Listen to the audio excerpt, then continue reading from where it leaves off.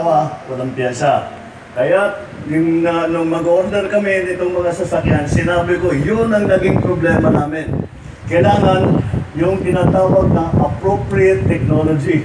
Huwag na tayong kumuha ng pinakamalaki, pinakamaganda na ginagamit sa Amerika dahil malalapad ang kalsada sa Amerika. Kaya hindi babagay dito sa atin. Tapos yun na nga, ang hindi naman minsanan nito, kailangan tumakbo ito ng taon-taon. Kaya kailangan madaling ayusin ito kahit sa mekaniko, sa kasa man o hindi, at madaling makakuha ng pyesa. Kaya naisip namin, hindi pala praktikal ang mga ganyang klaseng PTV. Lalo na't nais natin na matulungan ang mga nangangailangan, lalo na yung mga nasa malalayo. Sila talaga ang nangangailangan nitong mga PTV na ito.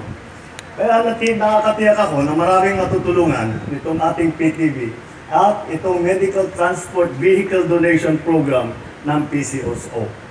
Ang programa na ito ay sagot sa pangangailangan ng ating komunidad. Katuparan ng ating pangako na makapag-abot ng maagap at abot-kayang serbisyong pangkalusugan sa bawat Pilipino, nasan man sila. Ito po ay tugon ng pamahalaang